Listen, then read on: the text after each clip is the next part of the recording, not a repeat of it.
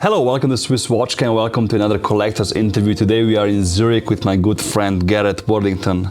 Nice to see you, man. How have you been? I've been busy, my friend, but I'm good. I'm glad to be here. That's good. Thank you for taking the time to be able to show these beautiful watches to my audience. Again, this channel is known to feature watches that nobody knows. And again, you're one of those guys who collects watches that we even never featured before. So before we jump into the watches, tell us something about these books, because for those who don't know, you actually wrote all of these books and more? So I have a day job, but outside of my day job, I'm an author. Yeah. And I generally write in the hard sci-fi area. So really thinking about science. Think Michael Crichton, like what could happen in the real world if you push that science just a little bit further. Yeah. A good example of these two are kind of scary. I wrote these with my friend Stu Jones, and we published these in 2018. And it's about a pandemic that basically wrecks the world, that people ignore it because of a war. Yeah. So right now, Stu and I are a little bit concerned. It's kind of relevant. Huh? Yeah. So maybe if you do read these books, one might foresee the future. Who knows? Yeah, basically, yeah. So let's start with the watch on your wrist, because it's very special and not your typical Rolex. What is it? Yeah, so this is a Rolex Deepsea James Cameron edition. Yeah. I'm not a Rolex fanboy, but I love this watch. Yeah. I really, really do, because it's really part of my personality. So my first degree, my first love is the ocean. I'm a marine biologist by first degree. So I've tagged sharks in California. That was my passion. I wanted to travel the world doing that. So that makes sense to have a diver watch. Of course. And the James Cameron pieces, my books are actually in development for TV and movies right now. So, the whole connection and James Cameron's movies, you think like, The Abyss, that kind of thing, really influenced my writing style and what I like to do. So yeah, it's a sentimental watch for me. Nice, makes absolute sense. And it's nice to see it, because again, you don't see them in person anymore. No, not often, right? Beautiful, and they tie in beautifully with the watches as well, and also the books, obviously. So let's get into the first watch. Which one do you want to present us? Why don't we start here and we'll kind of work down the line. Perfect. So this one, I absolutely love this one. So this is my Armin Piece Unique. Yeah. So I worked with the guys at Armin to have this one made for me. The dial has been hand guillocheed by Kai Butani, and I just get so much attention from people who know watches, right? Yeah, so people who don't know watches, they're not necessarily as interested. But if you see another watch guy, they're instantly like, well done. Nice. Sort of like bikers when you go past each other and you nod. It's a nice nod, yeah. Yeah, exactly. Just a little wink. So I love this piece, and it's just it's a showstopper for me. Beautiful and great decoration, nice manufacturing in Biel. Cool strap as well, huh? Yeah, this was really unique. So I specified it had to be this strap, and it just kind of sparkles. I just love it. Gray skin, it's perfect. Perfect, and ties in again with the ocean theme, so it makes absolute sense. Exactly.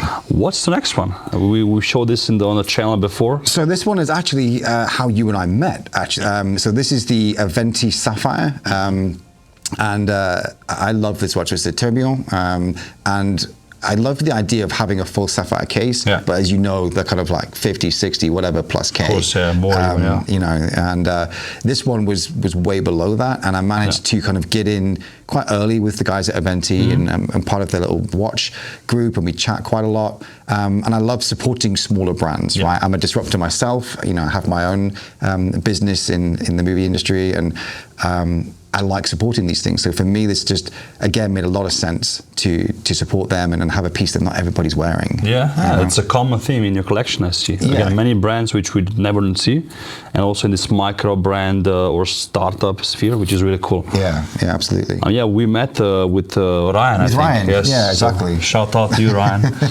Good guys. The next brand is also something we featured on the channel before. I actually also own a resec. So how did you come to Chronoswiss?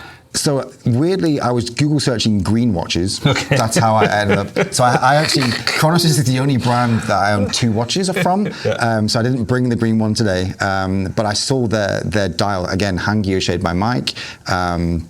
And I just loved it. And then he's a good guy, and he kind of approached me and said, hey, I got this nice blue one as well. And he was right. And I like complications. So while it looks like there's madness here, actually, I generally have one of each type of thing, a GMT or a resec or something. I like to, I don't like to repeat something. So this is beautiful. It's 3-dimensional. The electric blue is just fabulous. And I mean, as you can imagine, I like to make things match my clothes. Yeah, you're a very discreet guy. Right. So, so when I've got a very nice blue cap that I wear, and this is kind of the watch that I wear with it. So, Perfect, yeah. Yeah. Great watch for good value as well. So. Yeah, I mean, again, hand gear shade, and I've met the guys, and I like the fact that I've, all three of these watches, I know the people behind it, and that's... You know where the money goes, basically. Yes, exactly. So this is a watch I also rarely see in the streets, basically never. Dietrich. Yeah, so I kind of saw this one online, I think. It was kind of bouncing around the internet on social media a while ago, and I didn't buy it when it came out, but it kind of niggled in the back of my brain. And it's super 3D, and for me personally, it looks like a cell.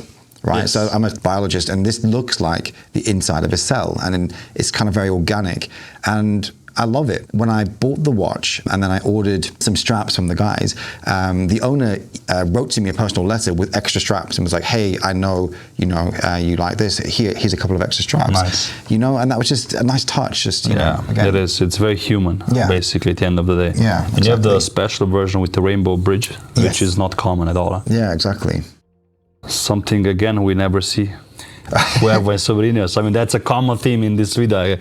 I sound like a broken record, but it's really, I hope the guys will like seeing all of this. Yeah, it's a range for me. I buy what I like. So maybe sometimes that's very expensive. Sometimes it's really not. It really depends. So I was looking for a pink salmon dial, essentially, and I didn't like anything that much, really. And a lot of them were too small for me. So anything below 40 millimeters, it's not my thing.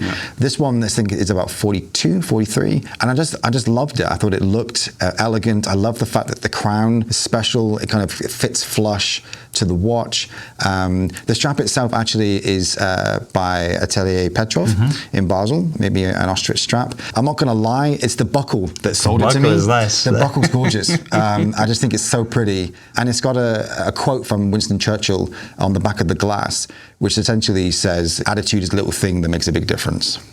Right? Nice. That's smart. And I like that. That kind of sums up my life. Limited edition as well. What's the number? 20 out of 30? It's number 20 of 30, yeah. Nice. Very cool. Again, I've hardly ever see any of these watches here. That's how we also came in contact at the beginning. Broken record again. Never seen this. Super light. Huh? Yeah. So I was looking at carbon fiber watches and trying to find what was out there. That's completely carbon fiber. Case, bracelet, everything. It weighs nothing. By a company called Hellberg. It's the H2O by Hellberg in Germany, I think. It's got a mother of pearl dial. Really, really pretty. And it's a super great tool watch. I think it goes down very deep as well. I think that's like 1,000 meters or so for that one. Let me see. It says 2,000 meters. 2,000 meters, there you go, see? Which is a lot, even for a diver, right? And the cool thing about their site is you get to build the watch. So I got to choose the kind of the case and the bezel and the dial and the hands and everything. Nice. So well designed. Yeah, thanks. I like it a lot. And what's the price point of something like this? Because people usually see expensive watches on my channel, and this is full carbon, so we should assume it's expensive, but... No, really not. That one was under 2K, I think. Yeah, nice. So, guys, if somebody wants a full carbon watch, I mean, this is a good option. Feels very well made. Yeah, it really does. Another nice piece, again, limited edition. Also a theme of this collection. Yeah, I do like to go limited if I can. Again, I don't like to wear generally what everyone else has. So that's Mozo Krasny. It's the one that was done for their anniversary for being allowed to basically operate again back in Russia, because they were kicked out after the war in Russia a long time ago. 2017 they released this watch, 17 pieces in the world. So super limited, amazing movement, and I didn't have a fume dial. So that's beautiful. Yeah. Looks like a ruby. It's really mesmerizing. And with the Cyrillic writing on the dial as well, very rare. Yes, exactly. And again, Atelier Petrov, he did the special strap for me with the Cyrillic on the strap. With the Russia and the year. Yeah. Very cool. I've seen this on Instagram like a few days ago. Yeah. But again, it's in person, good luck. Huh? Yeah, you won't see that one. Again, a micro brand which we never saw on the channel. We like Urwerk here, so this is kind of that direction. Yeah.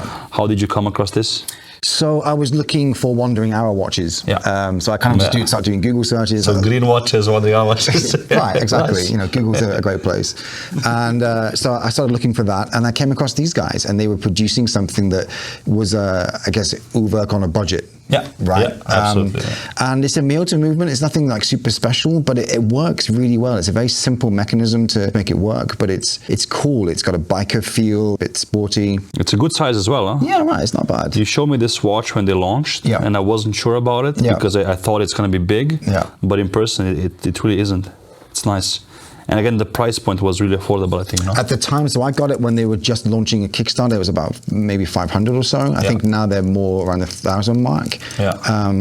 But for a wandering hour watch, and it's really well made, it's nothing. It's really not much. It's very affordable, to be honest. With a nice Côte de Genève on the bottom of the dial, I mean, pretty cool. Yeah.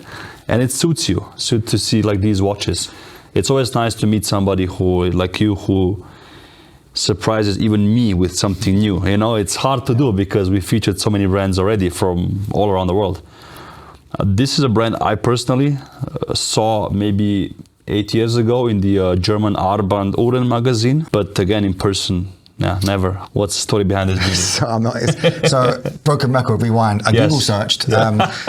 So red moon watch? So moon phase, right? So so again, it's my kind of thing is different types of complication, and I wanted a moon phase. But honestly, for me, a lot of moon phases were a little boring, right? They were in a watch that was very classical, very classical, which is not generally my style.